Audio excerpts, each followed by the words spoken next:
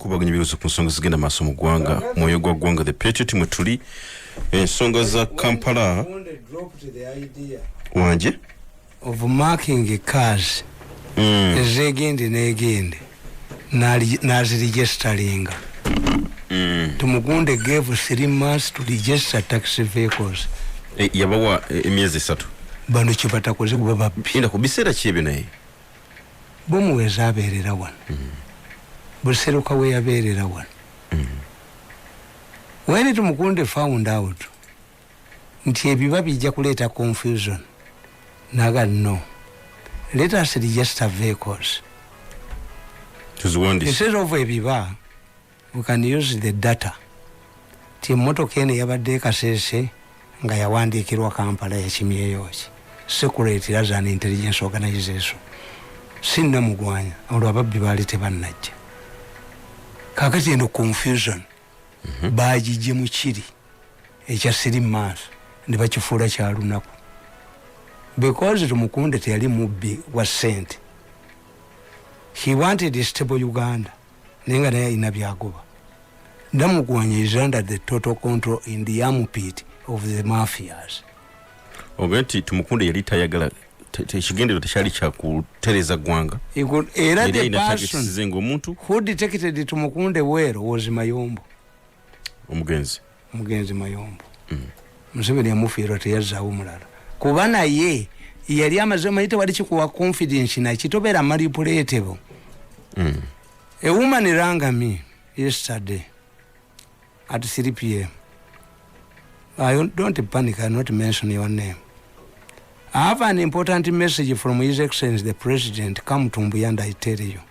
You are telling me lies. If I want to communicate to the President or to communicate to me, you are not one of the inner circle. Abantu mira. Mwami Mirundi, omanyi Museveni abantu bakutumira nga kwetaaga. I know the practice of the President. If the President tells you to call Mirundi and you fail, he will send another person. Ngata namutuma. To come to Mbuyama, your boyfriend. What's the timing? And you don't mention the office. I'm concerned, so you are rubbish. You are not my girlfriend. There are only 2 women in the State House who can call me at any time. No gender. And their reason is Tirimulala. Another woman rang me, sent me emissaries. Oyo mukyala akwetaaga nnyo ayina sente nyiyo money. Is it a question of money? When she was in the State House for a number of years, did she consider me important? Neze mpewunya nemubeera n'omuntu emyaka 14 n'abalema nti arrogance y'omusajja oyo tasobola. And the moment you mention money, Mirundi tumukwatiramu. Why do you mention money? Ne bw'ojje nkukolera ekinoga mwana wange era bwe kiyitamu ssebo tujja kugabanira if money makes obaze lwaki toze nazo. Bw'otegeera nti omusawo Omuganda alamuza nko yalaguza nko ku ngojja nayo. Lwaki togamba omusawo Omuganda sooka onkolera embuzi endigi notakkiriza. Kakati if you mention money, I doubt you. Kakati nkubuulira nti akatabo kano nakawandiika dated for God and my country, dated Sunday 21st July 2014, completed at 3 p.m. Kaliko title from Crown Prince to Commoner. Kaliko ekifaananyi kyambabazi. A critical look and analysis of Uganda's succession. Nkugamba nti like in his earlier attempts, Bukenya Longole believed that Uganda is yearning for change, that anybody who comes around can go away with a big prize. This is not true.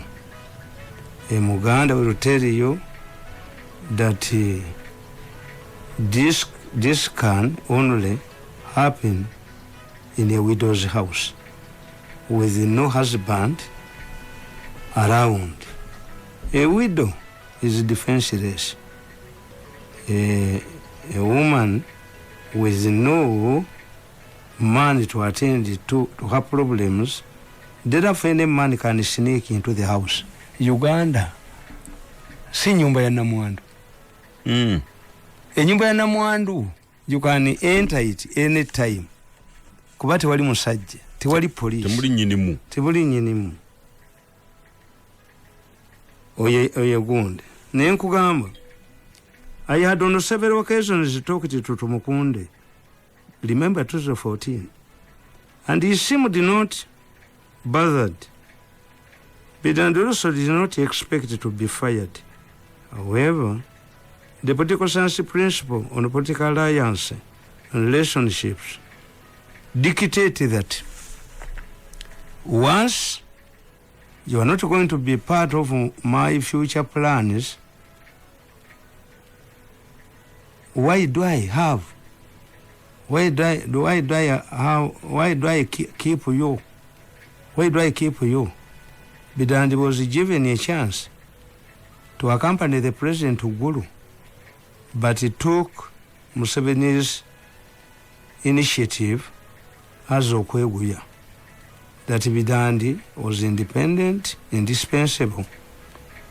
I later told Bidandi that Museveni had a wealth of evidence on his activities, and we parted the company. Nebidandi yali ayagala. Kakati nkugamba nti ekyanyiza Tumukunde era nkiwandiika wano. Tumukunde bamubuulira nti mu State House mubadde mu meeting ng'erimu Kuteesa, erimu Byaluhanga, erimu president, erimu Mbabazi, where they discussed the possibility nti if removing the term limits failed, what was the alternative?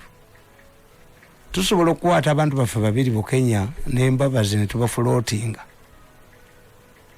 nga term limits zeremye. Kati Mukunde ambuuza nti ekibadde mu State House meeting ogitegeddeko konza mbu batudde ne balonda abantu babiri. Nagenda okulanga aluzize tempa nambuuza, do these people think that we are luggages that will be put on the roll later?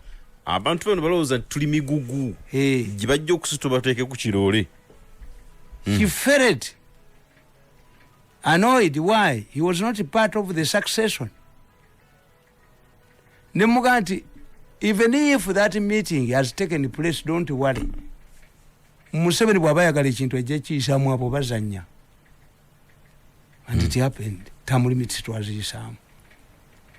Mwali mukyagala. Bidandi namugamba nti bakuyise mu State House nga mwendi. I was hidden somewhere.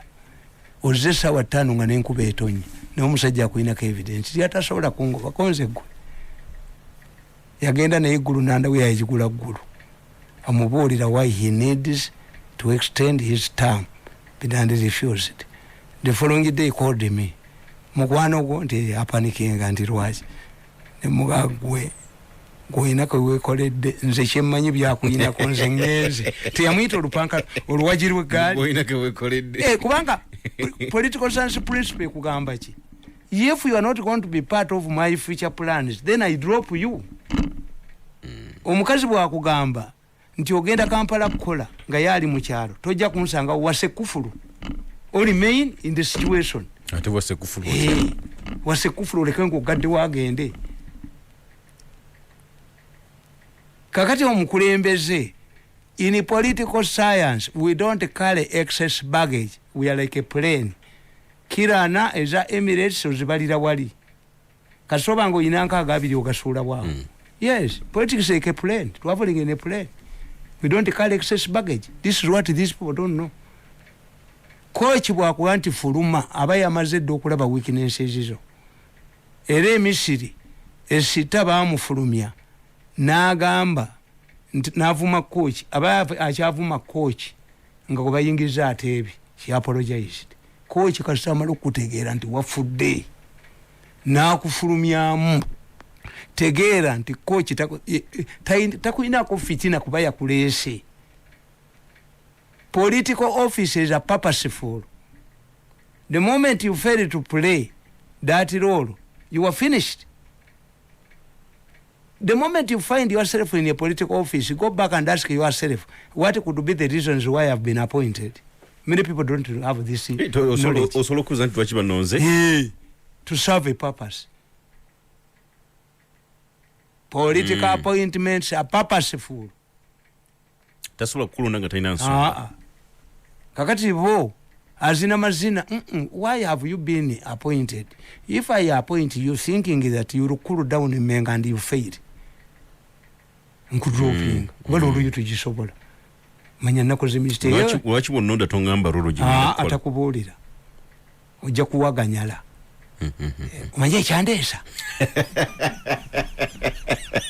kakati nkugamba wembadde njagala katono nnyo twaboza omu Kampala zitandika ddi wenjagala twaboza omu Kampala nkugamba nti zo zonna pulaani zaali security pulaani wenjagala okuza registration n'enteekateeka ze baali baagala okukola ku taxi zino za succeedinga ekikubo kyo tukiraba ekireeta Tumukunde n'aba ne data ye eya mmotoka nti gye bakwatidde Kaseese nze mu data yange ebeeramu nempita driver ne mugamba you registered this vehicle in Kampala in Jinja. How come that you were in Mbale? Because people don't know transport. The buses are given routes. This is why when the president ordered Ogundi the rate Kamuru to be compensated, bus it bazimuwa, the thieves had taken Kamuru's routes. Bamu frustrating Kamuru yafa munyivu nnyo. The president's pledge is there. Abana ba Kamuru tebaliwo. Basira bazibaddiza. By the time Museveni compensated Kamuru, the thieves had already taken Kamuru's routes. Bukavu, Dar es Salaam, Bujumbura, nga balala be balimu. Ate nga bamuli wano bwe bati. Kamuru died a disappointed man.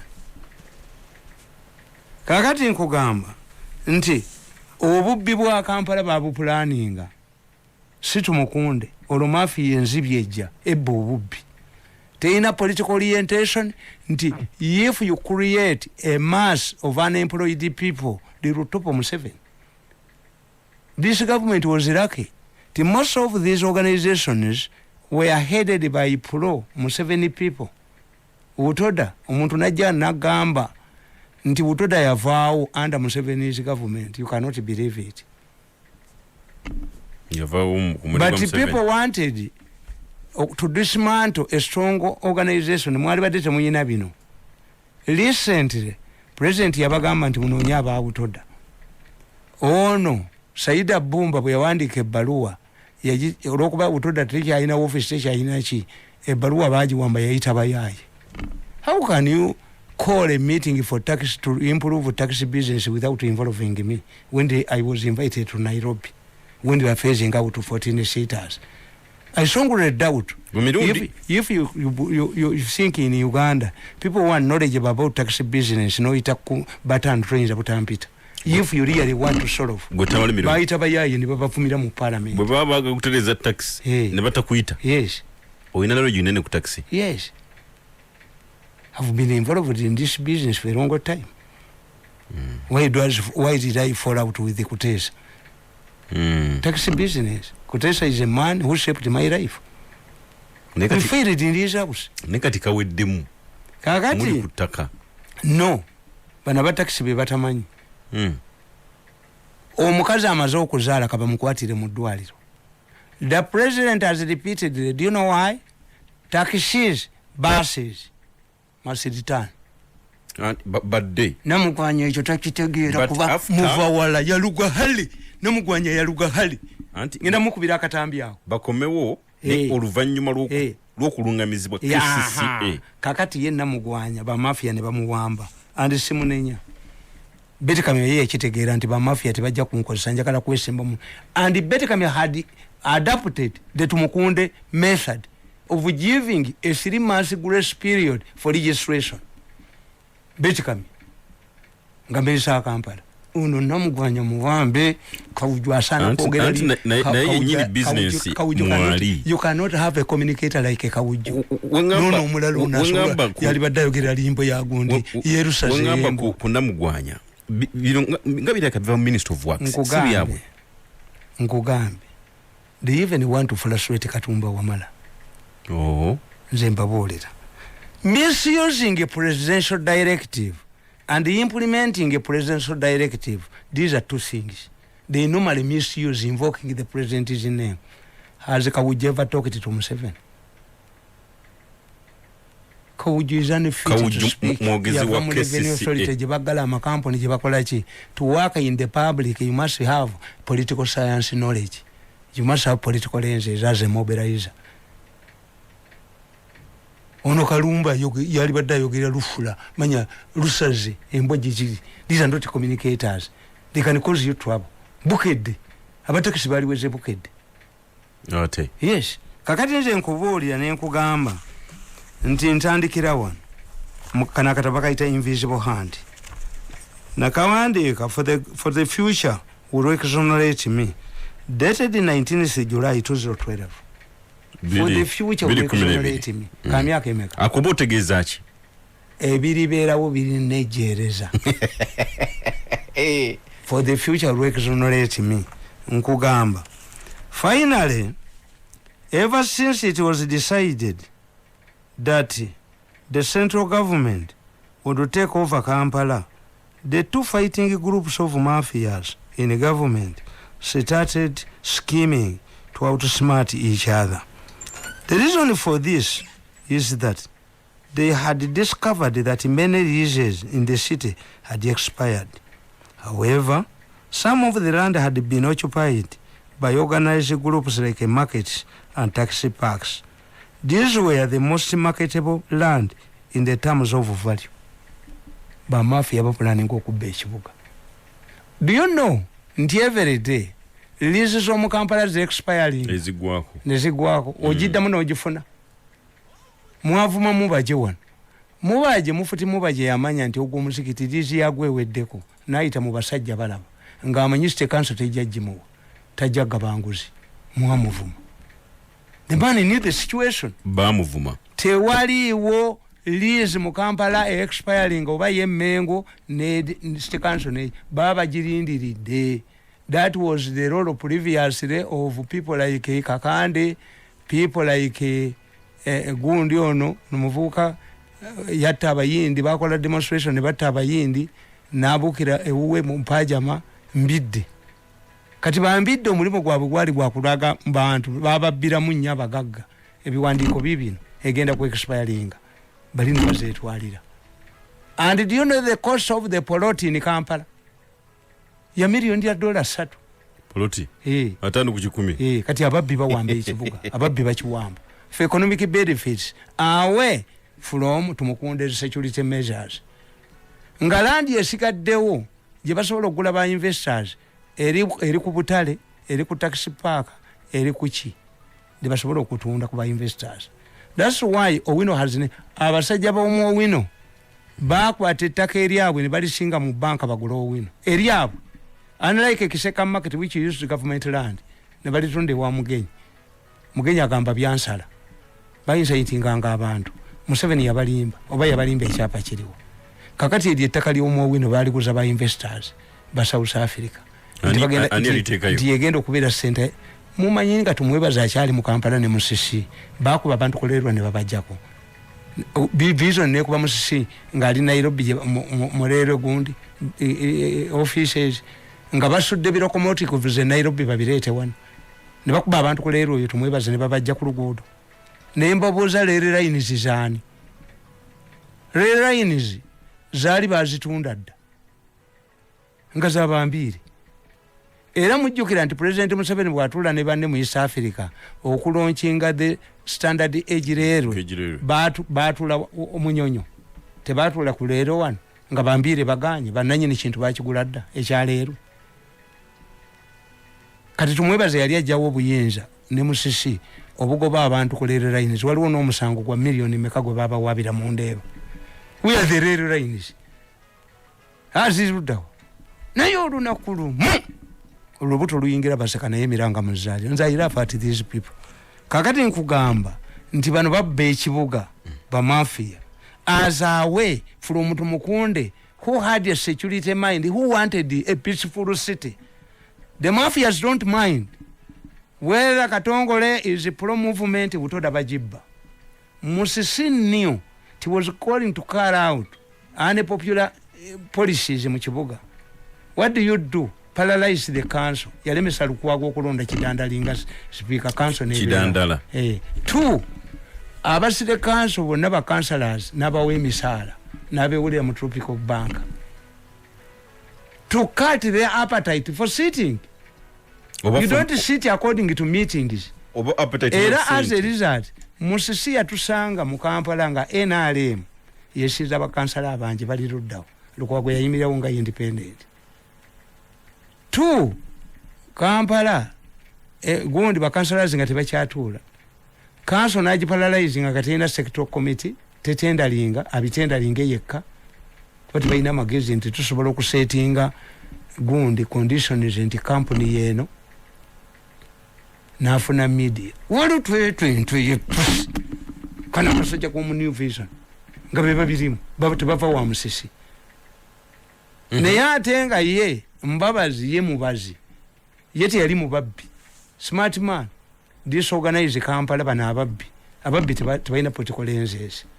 Kakati nkugamba with more investors looking for land, grabbing those expired leases looked very attractive. In 2014 tozanyisa mutwe they would sell this grabbed land to the government at higher or exorbitant prices to give it to the investors, which popularly came to be known as Museveni's Land Bonanza. This is why compensation took center stage. Government could be duped into paying huge amounts for this land to give it to the investors. The scheming started by ousting the town kiraka segane. Bata ndikagoba ba town kiraka nga muti mukitegera. Soko simbiwa kati tumevuva mutiko isawa.